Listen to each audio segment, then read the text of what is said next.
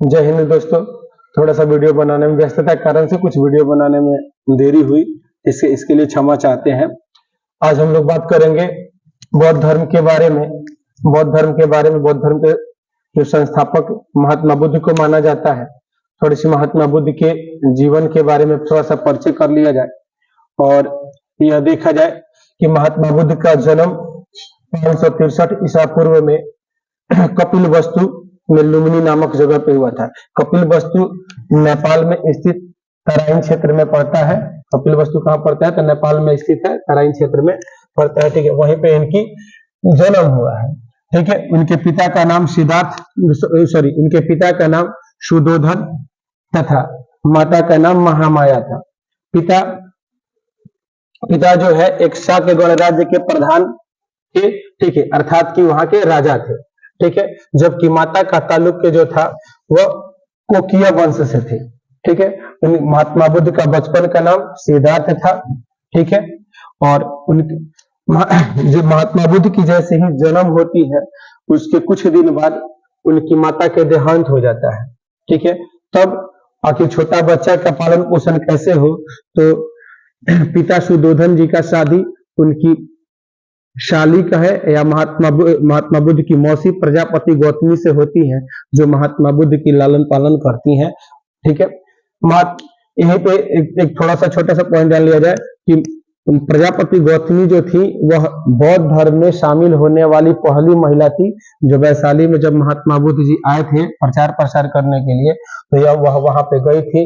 तो आनंद के कहने पर, उनके सबसे प्रिय मित्र शिष्य आनंद थे, उन्हीं के कहने पर प्रजापति गौतमी को, ठीक है, यह शामिल किया गया बौद्ध धर्म में। उसी के कुछ समय बाद महात्मा बुद्ध ने बोले थे कि अब बौद्ध धर्म 100 वर्ष से ज्यादा नहीं चलेगा। ठीक है, ये भी याद रखिएगा। ठीक है, उनकी महात्मा बुद्ध के पत्नी का नाम यशोधरा था। यह माना जाता है कि जब उनका जन्म हुआ था तो जो दरबार में पुरोहित थे, पंडित जी थे, वह इनका जन्म कुंडली बनाए तो यह बोले कि या तो यह बहुत प्रतापी राजा होगा और नहीं तो बहुत बड़ा संत होगा। जब वो बड़े हुए तो यह राजा की प्रवृत्ति न दिखकर संत की प्रवृत्ति दिखने लगी, जिस कारण से उनके पिता उनके कम आयु में ही शादी कर देते हैं यशोधरा जी से। ठीक है, उसके बाद उनको काफी भोग विलास में रखा जाता था और पालन पोषण में भी भोग विलासता ज्यादा थी। ठीक है, जिस कारण से वह आध्यात्म में न जाकर अपने राजपाट में ध्यान दे, लेकिन ऐसा होता नहीं है। महात्मा बुद्ध का पुत्र का नाम राहुल होता है। ठीक है, राहुल का अर्थ होता है मार्ग का बाधा। ठीक है, महात्मा बुद्ध ने जब उनको लाकर पुत्र को दिया गया कि आपको पुत्र हुआ है, तो ये कहा कि यह तो राहुल है, यानी हमारे मार्ग का बाधा है।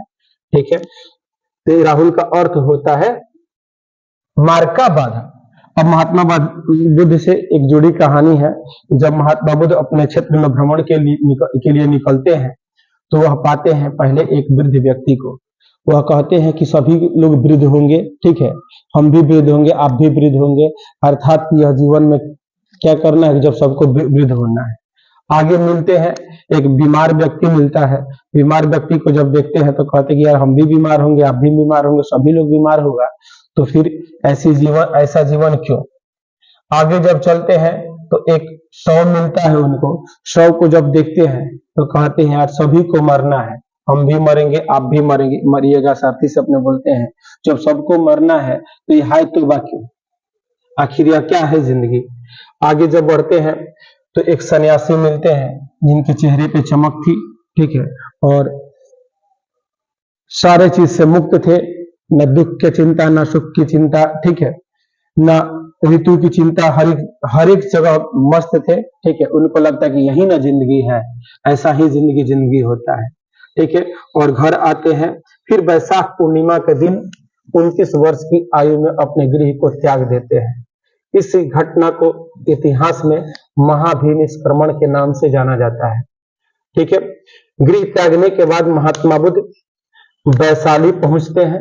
वैशाली में उन्हें अलार कलाम जी मिलते हैं। ठीक है, अलार कलाम जी उन्हें साक्ष्य दर्शन का शिक्षा देते हैं। याद रखिएगा, बहुत इंपॉर्टेंट है। अलार कलाम जी से उनको क्या मिलता है? साक्ष्य दर्शन की शिक्षा मिलती है। उसके बाद वह वहां से आगे पढ़ते हैं तो पहुंचते हैं राजगृह में रुद्रक राम पुत्र जी मिलते हैं। रुद्रक पुत्र जी से उन्हें योग दर्शन की शिक्षा मिलती है। याद रखिएगा, योग दर्शन की शिक्षा, इनसे यह काफी प्रभावित रहे और अपने कुछ 5 मित्रों के साथ वह पहुंचे सारनाथ। सारनाथ में 6 वर्ष तक तपस्या किए। ठीक है, 6 वर्ष तपस्या करने के बाद उन्हें कुछ ज्ञान की प्राप्ति नहीं हुई, तो कुछ महिलाओं की टोली जा रही थी और यह गाते हुए आपस में बात करते हुए कि वीणा के तान को इतना न ऐठो कि वह टूट जाए और इतना भी लूज न छोड़ दो कि वह उससे आवाज ही न निकले। अब यहाँ से महात्मा बुद्ध की ज्ञान मिलता है। कहते कि बात तो सही है भाई, कि ऐसा करने से कुछ फायदा है नहीं, कि इतना हम तपस्या करते रहे, जब बिना खाए पिए मर जाएंगे तो ज्ञान की प्राप्ति क्या होगी। ठीक है, और छोड़ भी नहीं सकते हैं। इसी कारण से महात्मा बुद्ध ने मध्यम मार्ग बनाया था, मध्यम मार्ग को बनाया था यहाँ। ठीक है, और वहां से उठते हैं और एक घर जाते हैं, एक महिला के घर जाते हैं, दरवाजा खटखटाते हैं। जो महिला आती है और उन्हें खीर खिलाती है। और उन्हें क्या करती है? खीर खिलाती है। उनका नाम था सुजाता। महिला खीर खिलाती है, खीर खिलाती है। ठीक है, उनका नाम क्या था? सुजाता। पूछ देता है कि किस महिला के हाथ से महात्मा बुद्ध ने खीर खाया था, तो सुजाता के नाम के हाथ से खीर खाया था। अब उनके 5 मित्र आते हैं, देखते हैं, कहते हैं कि खीर खा रहा है, अर्थात कि यही बाधा बनाया किया है हम लोग के ज्ञान में, यही उठ के जाकर खा लिया होता होगा। ठीक है, यह करते हैं तो वो लोग इसकी उनको अलग कर देते हैं अपने समाज से, कहते कि तुम हट जाओ। तब वहां से महात्मा बुद्ध आते हैं बोध गया में। कहाँ पहुंचते हैं बाबू? बोध गया में पहुंचते हैं और पीपल वृक्ष के नीचे या बोधि वृक्ष के नीचे निरंजना नदी के तट पर या फल्गु नदी के तट पर बैठते हैं। और उन्हें कहा जाता है कि मात्र 7 सप्ताह के अंदर, यानी कि 49 दिन के अंदर उनको ज्ञान की प्राप्ति हुई। ठीक है, 49 दिन के अंदर उनको क्या हुई? ज्ञान की प्राप्ति हुई, जिसे इतिहास में हम धर्म चक्र परिवर्तन के नाम से जानते हैं। याद रखिएगा, इतिहास में हम इसे किस नाम से जानते हैं? तो धर्म चक्र परिवर्तन के नाम से जानते हैं। अब यहाँ से वो पहले उठते हैं, कहीं नहीं जाते हैं, चलते हैं अपने 5 मित्रों के पास, जहाज पे वो लोग छोड़ के आए थे। वहां पे जब जाते हैं तो मित्र कहता है उनको कि आ गया, हाँ हमको ज्ञान की प्राप्ति हो गई। तुमको नहीं दिख रहा है कि हमारे चेहरे में, मेरे शरीर में कैसा सुगंध है? ठीक है, चेहरे पे चमक। तो ठीक है, तुम अगर मुझे, हम लोग को शिक्षा दो, अगर हम तुम्हारे बातों में प्रभावित हो गए बातों से, तो हम मान के चल लेंगे कि तुमको ज्ञान की प्राप्ति हो गई। महात्मा बुद्ध अपना पहला उपदेश अपने 5 मित्रों को देते हैं सारनाथ में ही, और वो लोग इनके बात से प्रभावित होकर वो लोग बौद्ध धर्म शामिल हो गए। महात्मा बुद्ध पूछ देगा, महात्मा बुद्ध सबसे अधिक बार कहाँ दिए थे उपदेश? तो श्रावस्ती में दिए थे, ये दिमाग में रखिएगा। अभी हम आपको यह बता चुके थे कि बौद्ध धर्म में महिलाओं का प्रवेश वैशाली से शुरू हुआ। यहाँ सबसे पहले महिला शामिल हुई थी प्रजापति गौतमी जी, इसके कहने पर, आनंद के कहने पर। दूसरी महिला जो थी वह वैशाली के ही नगर वधु अमरपाली जी थी। ठीक है, अमरपाली शामिल होती हैं। ठीक है, महात्मा बुद्ध जब आंख खोले थे, जब उनको ज्ञान की प्राप्ति हुई, ठीक है, तो आंख खोले थे तो बोले थे कि संसार दुख में है, संसार दुख में है, अर्थात कि दुखों से भरा हुआ है। और इन दुखों से निवारण के लिए महात्मा बुद्ध ने अष्टांगी मार्ग अपनाए थे। ठीक है, अष्टांगी मार्ग अपनाए थे। यहीं से एक प्रश्न और बनता है, जब महात्मा बुद्ध को ज्ञान की प्राप्ति हुई थी तो उनकी शरीर में चमक आ गई थी, लग रहा था सूर्य के समान चमक रहा था, इसीलिए उनको लाइट ऑफ एशिया भी कहा जाता है। महात्मा बुद्ध जी को लाइट ऑफ एशिया भी कहा जाता है।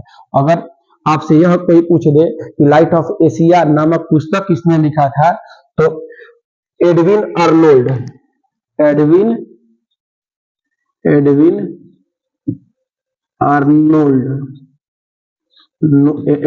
आर्नोल्ड ने लाइट ऑफ एशिया नामक पुस्तक की रचना किया था। ये आप याद रखें। लेकिन लाइट ऑफ एशिया कहा किसे जाता है? तो महात्मा बुद्ध जी को कहा जाता है। ठीक है, कहा जाता है संसार दुख में है। उन्होंने 4 बात को स्वीकार किया था। ठीक है, 3 बात की। पहला, तो संसार दुख में है, प्रत्येक दुख का कोई ना कोई कारण जरूर है, बात सत्य है। दुखों का कारण इच्छा है। सबसे शानदार बात यह है कि महात्मा बुद्ध का कहना कि दुखों का कारण केवल इच्छा है। आप अपने से सोचिए ना कि दुख का कारण क्या है।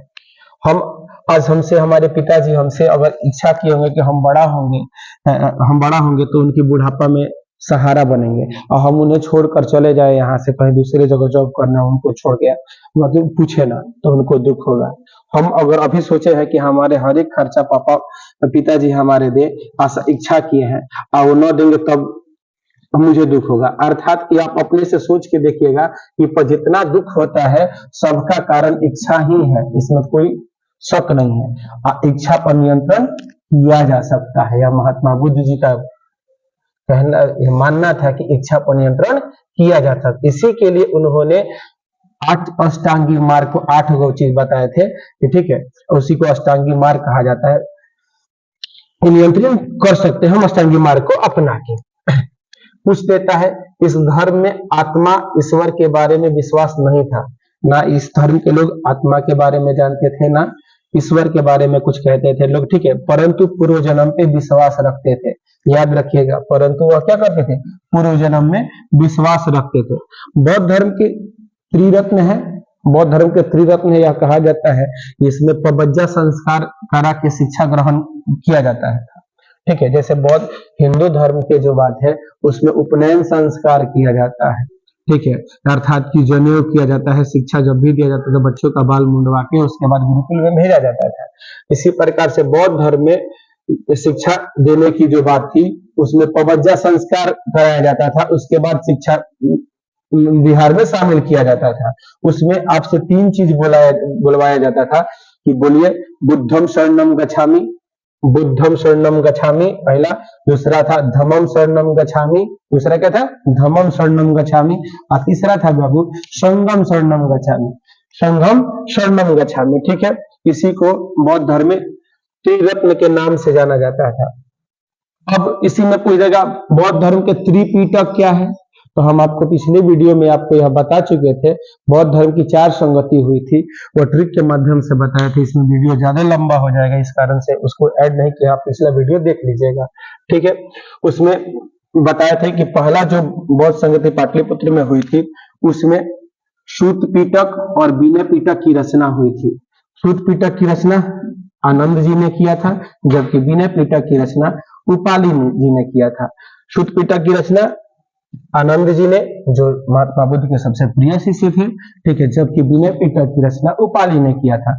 तीसरा पीटक है बाबू अभिधम्मम पीटक, अभिधम्मम पीटक का मोगली वशिष्ठ जी ने किया था, याद रखिएगा। अब इससे एक और शब्द जुड़ा है, ठीक है, महाविभाष सूत्र, महाविभाष सूत्र, जिसे वसुमित्र जी द्वारा लिखा गया है। इसे बौद्ध धर्म का शब्दकोश कहा जाता है। इसमें एक और आएगा, जातक आता है। जातक जो है वो भी पुस्तक जो बौद्ध धर्म से ही संबंधित है, पेपर में हिट क्वेश्चन है पेपर का बाबू, आते रहता है, याद रखिएगा, ठीक है। बौद्ध धर्म का जब चौथा संगति हुआ था कुंडलवन में, ठीक है, उसका जो उस समय राजा जो कनिष्क थे, ठीक है, उस समय बौद्ध धर्म 2 भाग में बट गया, हीनयान और महायान। हीनयान और महायान नाम से क्लियर है, हीनयान, ठीक है, यानी थोड़ा सा अपने से याद करने के लिए, ठीक है, याद करने के लिए है बाबू, ठीक है। हीनयान का मतलब, हीन मतलब नीचे, तो यानी कि वो लोग नीचे गए थे, याद रखिएगा। महायान, महान मतलब बड़ा आदमी यानी ऊपर, तो ये लोग ऊपर गए थे, यानी कि उत्तर भारत की ओर प्रचार प्रसार करने के लिए महायान वाले लोग गए थे, जबकि श्रीलंका साइड, दक्षिण भारत साइड की ओर कौन लोग गया था, हीनयान लोग गया था, ठीक है। अब थोड़ा सा जान लिया जाए हीनयान में। हीनयान की जो व्यक्ति लोग थे वह बुद्ध को महापुरुष मानते थे, यानी कि पुरुष मानते हैं, जबकि महायान के लोग उनको भगवान बना दिए थे, ठीक है, याद रखिएगा। हीनयान भी 2 भाग में बटा था, वैशासिक और सौत्रात्विक। इसके बाद महायान पे बात कर लिया जाए। महायान में सुधारवादी लोग, अभी जस्ट हम आपको बोले थे कि महायान के महात्मा बुद्ध को सुधार करके भगवान बना दिए थे, ठीक है, और मूर्ति पूजा में विश्वास करने लगे थे लोग, लेकिन जबकि हीनयान लोग मूर्ति पूजा में विश्वास नहीं करते थे लोग, सुधारवादी और बुद्ध को भगवान मानते थे। कनिष्क इसके महान मतलब माना जाता है कि कनिष्क इसको वो काफी ज्यादा प्रोत्साहित किए थे। इसमें ये भी 2 भाग में टूटा था। शून्यवाद के जनक नागार्जुन को, शून्यवाद के जनक किसे कहता है, नागार्जुन को किया कहा जाता है। नागार्जुन का उपनाम है। भारत का उनको न्यूटन भी कहा जाता है, नागार्जुन जी को। भारत का बिस्मार्क किसे कहा जाता है? सरदार वल्लभ भाई पटेल जी को कहा जाता है। भारत का शेक्सपियर कालिदास जी को कहा जाता है। ठीक है, ये सब याद रखिएगा, ये सब उपनाम है। दूसरा था विज्ञानवाद। विज्ञानवाद के प्रवर्तक थे मैत्रेयनाथ। विज्ञानवाद के प्रवर्तक मैत्रेयनाथ। अब थोड़ा सा प्रतीक देख लीजिए खटाखट। बौद्ध धर्म में जब महात्मा बुद्ध गर्भ में आए थे, उसका प्रतीक हाथी था। यौवन अवस्था में थे तो वृषभ था। ठीक है, और गृह त्याग का क्या था? घोड़ा। गृह त्याग का प्रतीक घोड़ा था। ज्ञान ज्ञान का प्रतीक बोधि वृक्ष। बोधि वृक्ष यानी कि पीपल का वृक्ष। मृत्यु का प्रतीक स्तूप। स्तूप होता है, स्तूप में जहां पे अस्थि वगैरह रखा जाता है उसी को स्तूप कहा जाता है। निर्वाण का मतलब जब मरे थे महात्मा बुद्ध तो पद चिन्ह कहा जाता था। और मृत्यु से याद है कि महात्मा बुद्ध की मृत्यु 483 ईसा पूर्व में कुशीनगर में हुआ था। वर्तमान में कुशीनगर देवरिया जिला में पड़ता है। ठीक है, और यूपी में पड़ता है। इस घटना को महापरिनिर्वाण के नाम से जाना जाता है।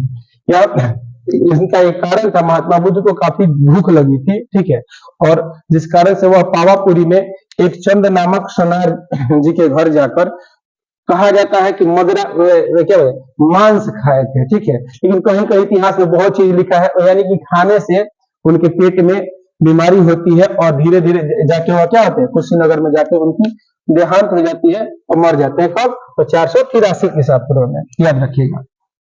अब स्थापना की बात किया जाए तो उनके काल में क्या मतलब उनके में क्या क्या हुआ था स्थापना, यानी बौद्ध धर्म से कौन कौन संबंधित? अभी जस्ट फिलहाल में आया था कि निम्न में से कौन बौद्ध धर्म से संबंधित नहीं है। तक्षशिला याद रखिएगा, तक्षशिला जो है बौद्ध धर्म से संबंधित नहीं है। बाकी सारे विश्वविद्यालय बौद्ध धर्म से संबंधित है। जैसे नालंदा विश्वविद्यालय बौद्ध धर्म से संबंधित है, कुमारगुप्त जी ने स्थापना किया था। ठीक है, और यहाँ पे महायान शाखा के शिक्षा दी जाती थी।